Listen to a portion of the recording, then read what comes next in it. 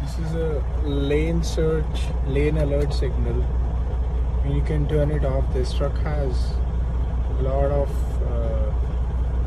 functions.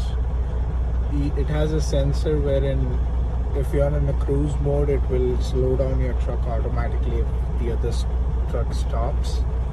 Let's say if you're not paying, if you're on a phone or something, if you're distracted, this is kind of a security feature wherein the truck will slow down automatically.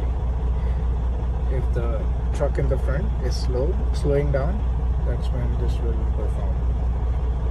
And it's just a basic indication sensor. If you're too close, it will beep. Overall, this truck is DT15, Detroit DT15. It has automatic 12 box in it.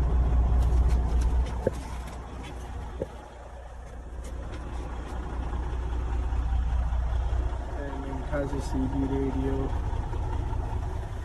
Everything is original. It's the back. I'll also give you guys a fridge with it. Here's the fridge.